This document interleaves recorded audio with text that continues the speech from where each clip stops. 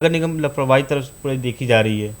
और पर अभी जब इलेक्शन का ये साल है, इस साल चुनाव होने वाले हैं और चुनाव बहुत ही नज़दीक है और उस बीच सरकार लोग दावे करते हैं कि पटना अब स्मार्ट सिटी बन गया है। पटना की बात करें तब देख सकते चारों ओर हम बात कर रहे हैं, खासकर गिनी चुनी जो इलाके हैं ना वहाँ अभी तक पानी नहीं निकल चुकी है। बाजार समिति सबसे टॉप है, सब्जी वहाँ पे मंडी है, फल मंडी लगती है।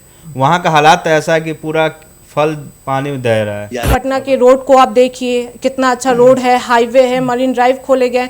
इस तरह की बातें सरकार करते हैं, पर इसी समय पे बारिश हो करके इस साल दो पिछले हफ्ते ही बाढ़ का पानी लगा है। लोहानीपुर की बात करें तो वहाँ तो कमर भर से ऊपर पानी लग जाती है, जबकि वहाँ पे नया रोड बना है पिछले साल, उसके बाद भी ये हालात है। पटना में लगातार नगर निगम जो काम कर रही है, पर उस काम कहाँ कर रही है पता ही नहीं चल रही है। लोग डूबते हुए नजर आए हैं और अभी भी जब कल आज सुबह से बारिश हुई है तो पूरा ही जगह पे पानी लग गया है।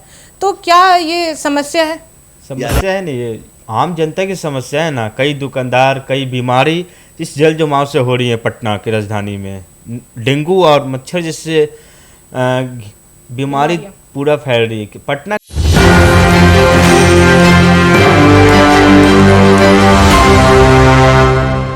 नमस्कार, मैं फरीदा गजल और आप देख रहे हैं एक न्यूज़ 24।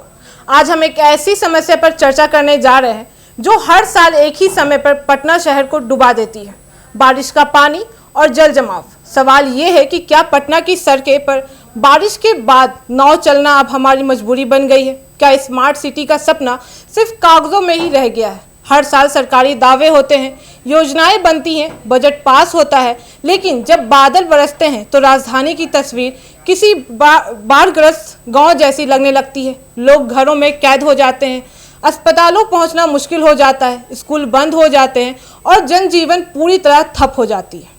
तो आज की बहस में हम पूछेंगे, आखिर जिम्मेदार कौन है? क्या नगर निगम और प्रशासन की लापरवाही इसके लिए दोषी है, या फिर हमारी ही चुप्पी इस समस्या को बढ़ावा दे रही है? और क्या इस बार भी ये मुद्दा सिर्फ अखबारों और टीवी तक ही सीमित रह जाएगा? तो चलिए पहला सवाल पूछते हैं राहुल जी से कि क्या आपको लगता है कि जो बाढ़ का पानी आ रहा है हर साल, तो इस पर क्या सरकार को कोई काम करना चाहिए? देखिए, सरकार और प्रशासन पूरी तरह से लापरवाही हो गई है। लगातार जो दावे करते आ रहे हैं एनडीए की सरकार कि बिहार में बाढ़ तो हर साल आती है ना, हर साल समस्या बनी हुई है पूर्वी क्षेत्र में, फिर भी सरकार उस तरीके से और प्रशासन अलर्ट नहीं रह पा रही है। लगातार हर एक साल फंड आती है और ये फंड कहाँ जाती है, किसके जेब में जाती है, अभी तक इसका पता नहीं है। और बात करें पटना का, पटना स्मार्ट सिटी के तौर पर कई वर्षों से दिखाया जा रहा है सरकार की तरफ से। लगातार स्मार्ट सिटी में कई परियोजना लाई है सरकार, और ये मेट्रो भी चलने वाली है। देखिए, मेट्रो का भी काम भी नहीं चालू हुआ, फिर से डेट टाल दिया गया है। 15 अगस्त को जो चालू होने वाली थी मेट्रो स्टेशन, अब हो गया है 18 तारीख को। ये लगातार कहीं ना कहीं प्रशासन की चूक है। आखिर नगर निगम कर क्या रहा है? बारिश तो 1 घंटी होती है और चारों तरफ राजधानी में देखिए पानी पानी होता है। अभी देखिए हमारी ये गांधी मैदान की चारों ओर, जबकि अभी 15 अगस्त की तैयारी है, उसके बावजूद पानी भर गई है। तो कहीं ना कहीं नगर निगम लापरवाही तरफ पूरी देखी जा रही है। और पर अभी जब इलेक्शन का ये साल है, इस साल चुनाव होने वाले हैं और चुनाव बहुत ही नज़दीक है और उस बीच सरकार लोग दावे करते हैं कि पटना अब स्मार्ट सिटी बन गया है। पटना के रोड को आप देखिए, कितना अच्छा रोड है, हाईवे है, मरीन ड्राइव खोले गए। इस तरह की बातें सरकार करते हैं, पर इसी समय पे बारिश हो करके इस साल दो पिछले हफ्ते ही बाढ़ का पानी लगा है, जिसमें लोग डूबते हुए नजर आए हैं और अभी भी जब कल आज सुबह से बारिश हुई है तो पूरा ही जगह पे पानी लग गया है। तो क्या ये समस्या है? समस्या है नहीं, ये आम जनता की समस्या है ना। कई दुकानदार, कई बीमारी इस जल जमाव से हो रही है। पटना की राजधानी में डेंगू और मच्छर जैसे बीमारी पूरा फैल रही है। पटना की बात करें तब देख सकते चारों ओर हम बात कर रहे हैं, खासकर गिनी चुनी जो इलाके हैं ना वहाँ अभी तक पानी नहीं निकल चुकी है। बाजार समिति सबसे टॉप है, सब्जी वहाँ पे मंडी है, फल मंडी लगती है। वहाँ का हालात ऐसा है कि पूरा फल पानी में दह रहा है। और बताइए, और आने वाले त्यौहार के समय में अगर ऐसा ही हालात रहा पटना में तो किस तरह से लोग क्या करेंगे? और कंकड़बाग की बात करें, लोहानीपुर की बात करें तो वहाँ तो कमर भर से ऊपर पानी लग जाती है, जबकि वहाँ पे नया रोड बना है पिछले साल, उसके बाद भी ये हालात है पटना में। लगातार नगर निगम जो काम कर रही है, पर उस काम कहाँ कर रही है पता ही नहीं चल रही है। आखिर ये सरकार कर तो कर क्या रही है? जनता क्यों परेशान है? आप देख सकते हैं ना, यहाँ पे कई स्कूल बंद हो जाते हैं बरसात के कारण, लगातार पानी बढ़ रही है ना। अभी तक जो पिछले कई दिनों जो बारिश हुई थी उस दिन में 2 दिन लगातार, उस समय का पानी अभी तक नहीं निकला है। कई मोहल्ले अभी तक परेशान से जूझ रहे हैं। ये तो कहने कि सरकार की दोष है, और हम जो ऊपर अधिकारी नगर निगम में बैठे हुए हैं, हम उनसे पूछना चाहेंगे कि आपकी जो नगर निगम की टीम है वो पूरा तरीके से कहीं ना कहीं तो काम चोरी कर रही है पटना में। बताइए, आप टैक्स वसूल रहे हैं, जनता से सब कुछ ले रहे हैं, पैसा ले रहे हैं, फिर भी काम नहीं कर रहे हैं। जनता की तरफ से जो भी मदद मिलती है वो सरकार आपको दे रही है, सरकार फंड भी दे रही है, फिर भी सरकार पता नहीं क्या कर रही है। चुनावी वादे के चक्कर में विपक्ष पक्ष दोनों बस पटना को, जनता को सब बलगला रहे हैं और कुछ नहीं है। और स्मार्ट सिटी का वर्क आप देखें पूरा पटना में तो चारों तरफ काम चल रहा है, पर क्या देखिएगा, कहीं इनकम टैक्स गुलमर पे एक बोर्ड साइड में लगाकर आई लव पटना लिखा हुआ, आई लव इनकम टैक्स। और वो लिखने से क्या होगा, पटना को चमकाना तो सड़कें चमकाइए, नाले चमकाइए। नाले तो इतने जाम हैं कि क्या बोला जाए। और कहीं ना कहीं हर एक सड़क में जो नल जल परियोजना चल रही है बिहार सरकार की तरफ से, हर घर जल योजना की तरफ से, जो गड्ढे खोदे गए हैं 2 साल पहले, अभी तक वही कोई है। सरकार क्या कर रही है तो जनता को पता ही नहीं चल रही है। तो चलिए हम पूछते हैं शैलेश जी से कि बाढ़ का पानी मतलब बहुत सारे पटना के ऐसे इलाके हैं जहाँ पे बहुत कम लगते हैं, पर सरकार आज भी पटना का बहुत छोटा छोटा एरिया है जहाँ पे पानी बहुत ज़्यादा लग जाते हैं। अगर बात करें मुसल्लापुर हाट की तो वहाँ पे तो कमर भर पानी होता है, बाजार समिति की जैसे राहुल जी ने बताया। तो सरकार कहीं ना कहीं बाहर जैसे हाईवे हो, मरीन ड्राइव हो, दीघा, ये सब पे उन्होंने बहुत पैसा लगाया है, पर ये छोटे छोटे इलाकों में तो उन्होंने बहुत कमी छोड़ी हुई है। फरीदा, आप पटना के किसी भी गली में चले जाइए, नीतीश कुमार के विकास की गंगा बह रही है। मानो पटना की कोई भी गली नहीं हो जहां पानी का जल जमाव नहीं है। एक तरफ जहां प्रधानमंत्री नरेंद्र मोदी बिहार में 20 स्मार्ट सिटी बनाने का दावा कर रहे हैं, और हाल आज पटना बिहार की राजधानी की देख लिया जाए तो आप किसी भी गली में आप नहीं निकल सकते हैं। या पटना जंक्शन से शुरुआत कीजिए, यार बीजेपी और जेडीयू ऑफिस के सामने ही देख लीजिए, हमारी मौजूदगी थी थोड़ी देर पहले वहाँ पे।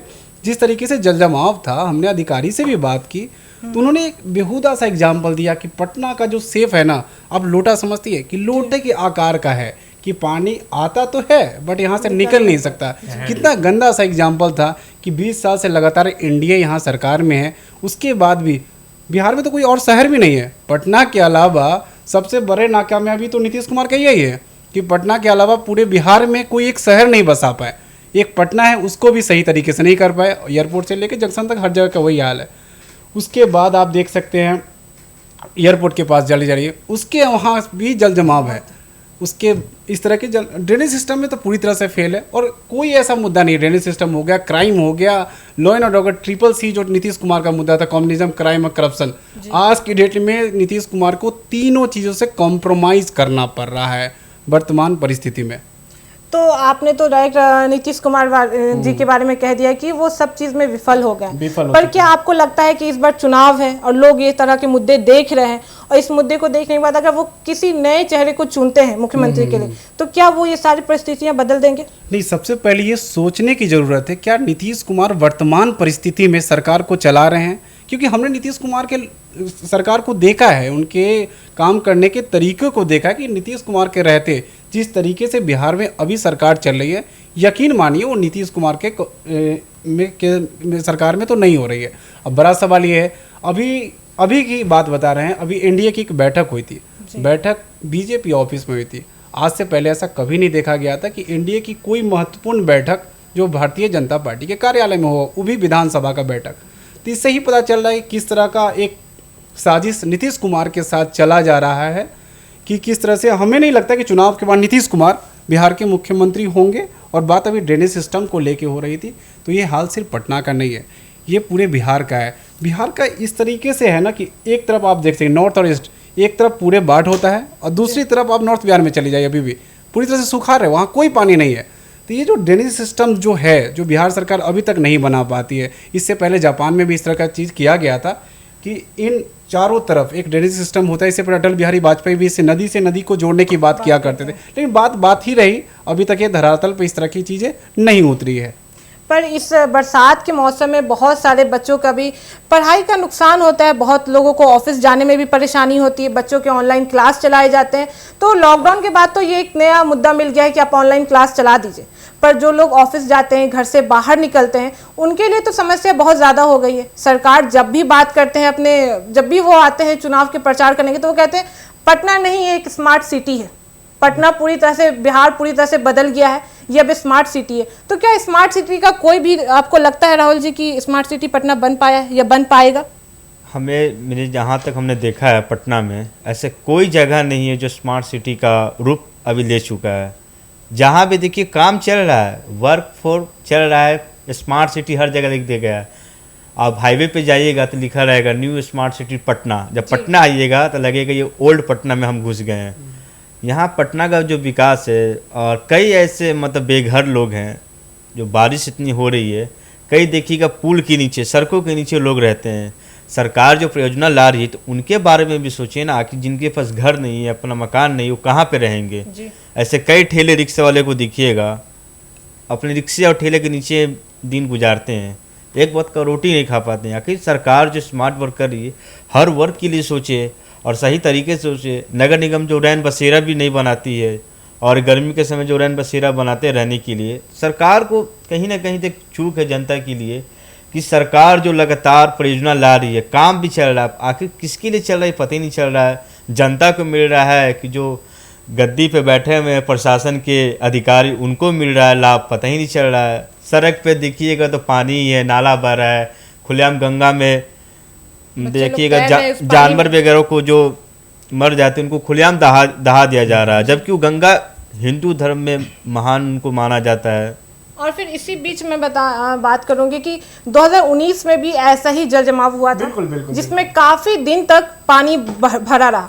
उसके बाद सरकार ने हर जगह के छोटे मोटे इलाकों के रोड को तोड़ा और कहा कि इसमें ड्रेनिंग सिस्टम के लिए पाइप लगाया जा रहा है, जिससे अब पानी यहाँ पे नहीं जमेगा।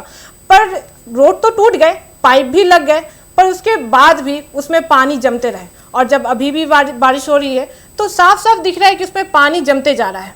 तो सरकार समझ नहीं आ रहा है कि सरकार ये काम कर रहे हैं या सिर्फ हम लोग को ऐसी बलगला रहे हैं। इसके बाकी ऐसी खबरों के लिए देखते रहिएगा एक न्यूज़ 24। हर खबर सबसे पहले सबसे सटीक। वीडियो को लाइक करें, शेयर करें और चैनल को सब्सक्राइब करना ना भूलें। धन्यवाद।